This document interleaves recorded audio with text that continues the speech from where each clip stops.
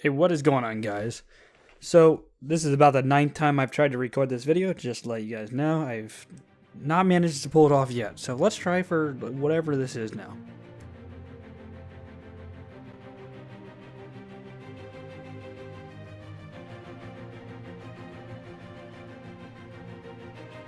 And just to let you guys know, I'm trying to make this video go as fast as possible. I'm going to try to aim for like 30 minutes. I can make this a 4-hour video, but I'm going to try to shorten it down as much as I can. So if I missed anything, let me know your opinions down in the comments. So there has been a trend going around on YouTube of people talking about why DayZ standalone has failed and why is it taking so long to develop. And since this is a game I truly care about, I really want to discuss this and talk to you guys. And one big thing is I don't want this video to be a complain fest. I've seen countless videos of people complaining about DayZ standalone. And instead of doing that, yes, there's probably going to be some complaining in here because when you talk about DayZ standalone, that's impossible. But I really want to give an opinion of why DayZ standalone, or why DayZ the mod was so good and the standalone has failed to replicate that. And so I hope you guys enjoy. So I just want to say that I began playing the mod very early on. I was watching Frankie, Devil, Doug Gamers, CNanners, all kinds of people's videos at the time when they first started being released. I think it was like the first or second video of Frankie's. I immediately went out and got a PC and downloaded DayZ and immediately started playing. And one thing that DayZ did so well early on, I wouldn't say this at the very end of the mod's era, but very early on, the game captured so many emotions, like scared, man. That was so, being so scared of people finding you was a big thing in the mod. People didn't understand the map. People didn't know that you can exploit the zombies by hiding in a bush. More importantly, people are so afraid of other players. And that emotion of like a zombie being on the other side of a wall from you, and you can hear its slimy footstep going by, and being so afraid that the zombie is going to aggro to you, or you're going to make some noise that will make it immediately aggro to you, and alert all the players nearby. That has not been captured in any game. That being afraid of other players has not been captured. And that's something that the mod did so well, is just, you cared so deeply about your loot and about your character, most importantly, because people are trying to make their characters last as long as possible and see how long they can survive. That's why people are so afraid of running into another player, is to not die and lose their loot. Especially if you had a map back then. You had a map, you were in top shape.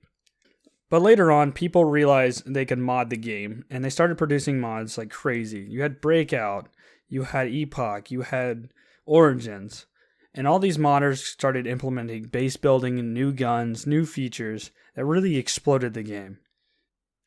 One of those mods is DayZ Origins. DayZ Origins was, in my opinion, the best time for DayZ the mod. That is so tricky to say. But DayZ Origins, one thing it did is it implemented a different type of base building that you didn't see in any other mod, and you didn't see in any other survival game, which I know a lot of people didn't enjoy because it took so much time.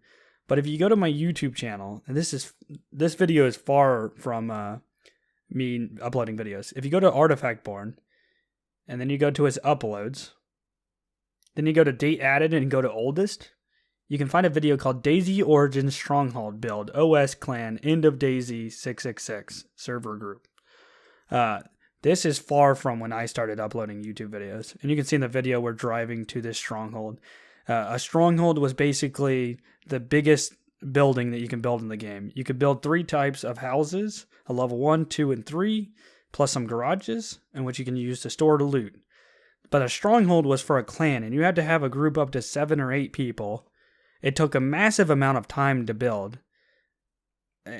We're talking weeks of grinding out loot, grinding out resources in order to build this thing, and it built in sections. So right now, you just saw us put up the front gate.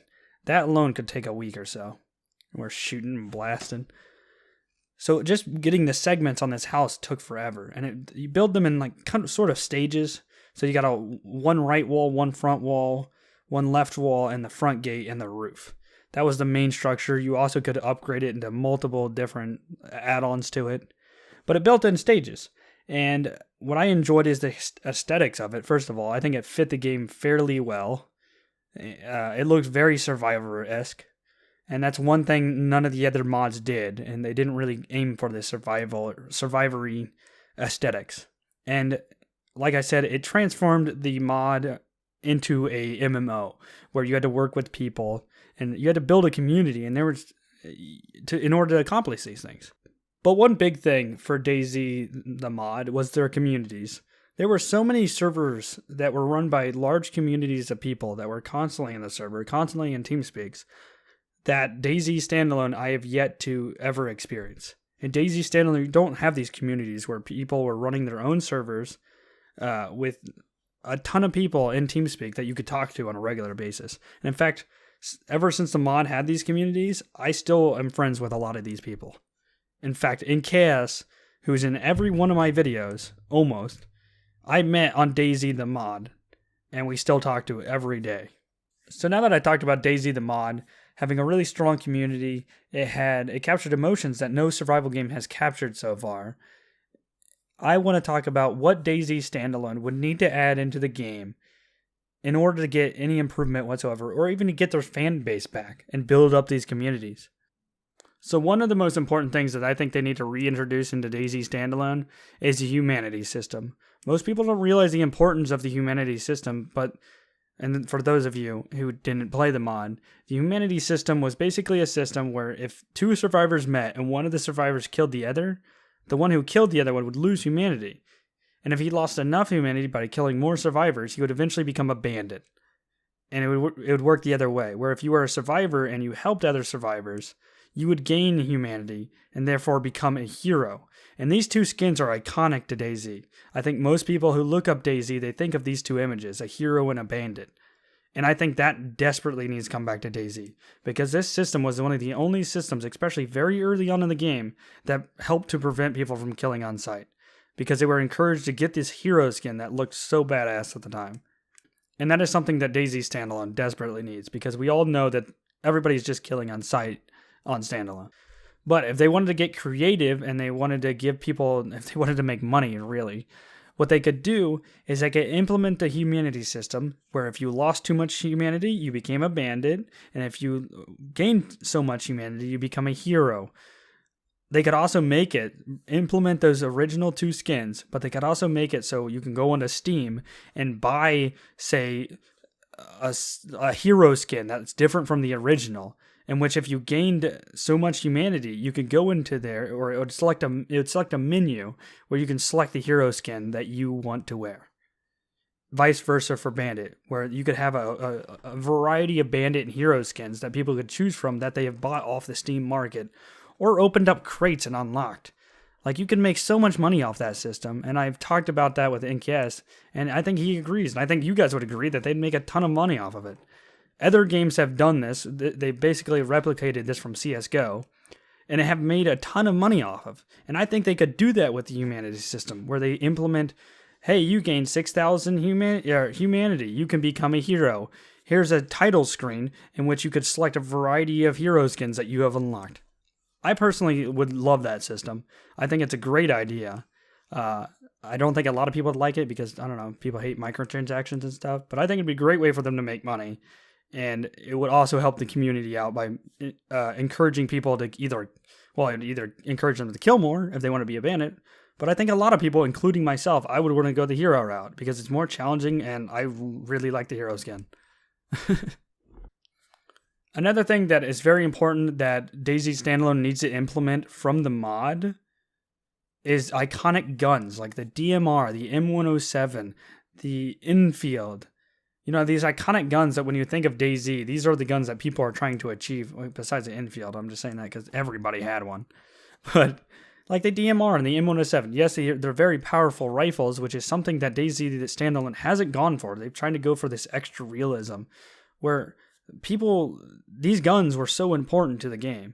These are the guns that were so iconic to DayZ.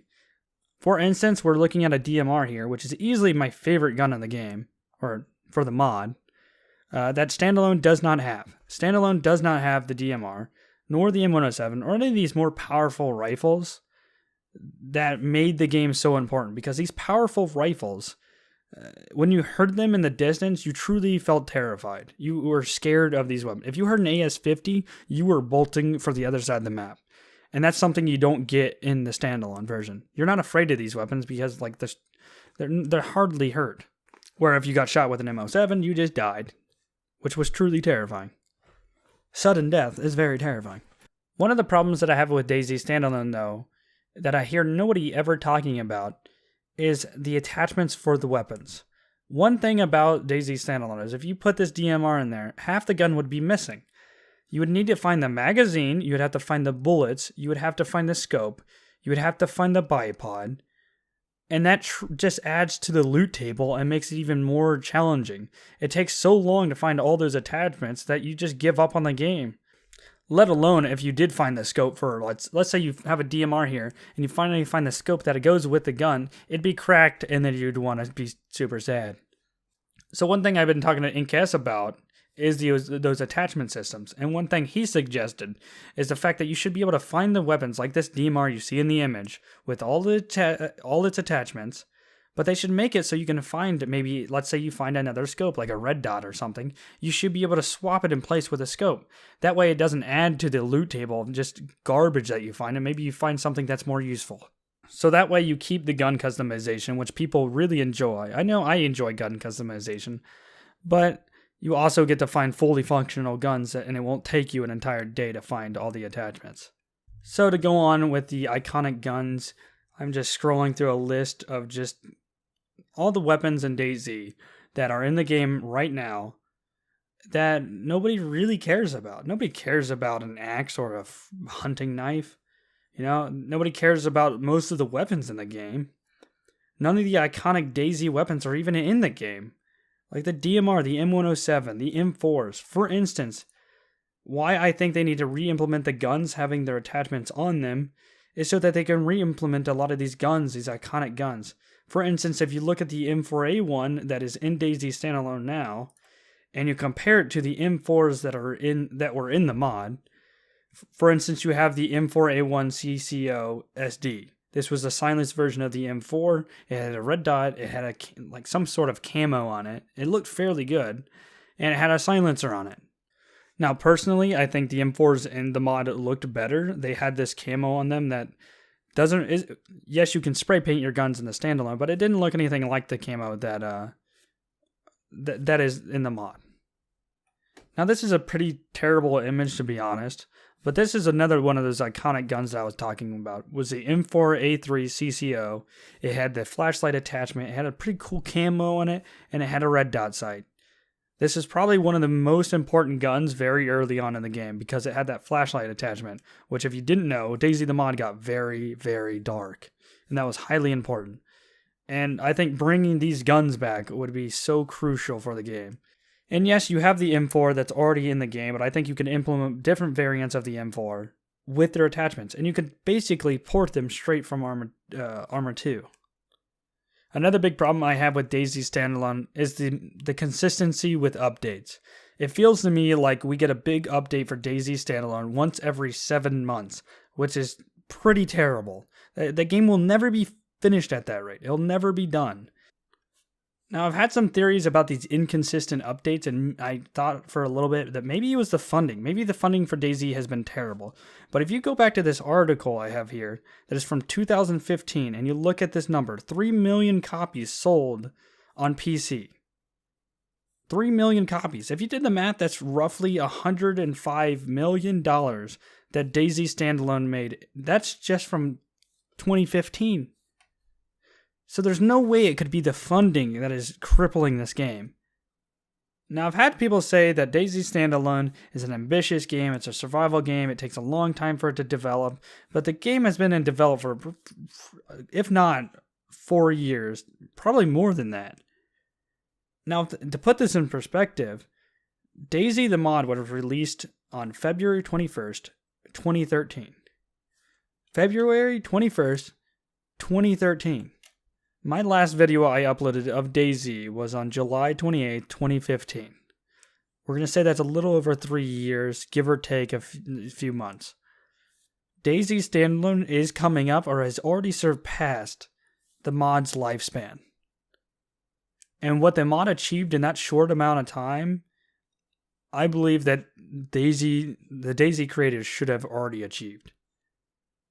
And they're nowhere close. Now, will DayZ make a comeback, or could it make a comeback? Well, I don't know. I think the devs are going to have to make some sacrifices. They need to start reversing their direction in realism and start pushing the game towards what made the mod so popular. And if they don't do that, they need to release a mod support for the game ASAP, immediately. Mod support needs to be out this year. And the reason they need mod support out is because the community will push the game towards the direction that it wants it. But I think it'll be a bad thing for the long run, because early on in DayZ, hackers were destroying DayZ the mod, and when people learned to mod the game and manipulate it in their own direction, they saved the game. The community prevented hackers. The hackers were destroying the game. They saved the game, got anti-cheats up, and they created a crap ton of content. But ultimately, the mods killed the game. Instead of making the game more challenging, the game went towards PvP and killing people. And ultimately, the game turned back into an Arma 2 game mode. It was no longer a survival game. It was about build up a base and kill people. And if you watch any of my videos, that's exactly what it is. Go watch Overpoch. I think that's how you pronounce it. It was basically just a PvP game mode for Arma 2. It was no longer DayZ. Now, I know a lot of people say they hate Rocket Dean Hall for leaving DayZ behind. And I think that was the best thing for DayZ, to be honest. I know a lot of people hate him because he left it and DayZ's in such bad shape. But personally, I think it's in bad shape because of him. He hardly added any content into the mod. Most of the content for the mod was developed by the community. One of the only contents that I can think that he introduced into the mod was after, I believe, DayZ Standalone was announced. He added a journal to the game. And when you could look at your journal and tell you how many kills, how many survival kills you got, how many bandits, how many hero kills you got. It would add different items like images if you've been to this location. It added all kinds of items. Like it would show you if you had a tent. And it was like an accomplishment book. Like you would fill in your journal with the activities that you completed, which I freaking loved. I loved the idea. In fact, I remember him talking about how in standalone maybe they could make it so these journals would exist. But if you killed somebody, they would drop their journal and you could be able to pick it up and see what their adventure was like, see what they have unlocked, how many people did they kill, what have they accomplished. And I loved that idea. That was such an amazing idea. And he just removed it. It's not in standalone. And in fact, I haven't heard about it in forever. In fact, all the things he's ever talked about that he wanted to add into standalone have never been added. If anybody remembers, early on, he was going to add dogs. You were going to have like a companion dog. And in fact, people started adding mods to DayZ, the mod of dogs. And these dogs would run around the map, and they basically did nothing. People were just excited about dogs. That never came. You never heard about that again. Besides the wolves. That's as close as we got. Or another thing was an island. I forget I think it was there was an island that was going to be added into the game. It was of it was originally an Arma 2 map. It was basically used for PvP. It was about the size of the original island on Chernores, but they were going to add it in the ocean. And people were hyped because they loved this map. It was never introduced. It was just completely forgotten about. Everything he ever wanted to add was just not in the game. Everything that people were generally excited about was just never added. And in fact, I think DayZ took a hit because of him. And I think if they would have gained access to the game faster and kicked him out, or not kicked him out because he owned it, if he sold it off faster, I think DayZ Standalone would be in a better position.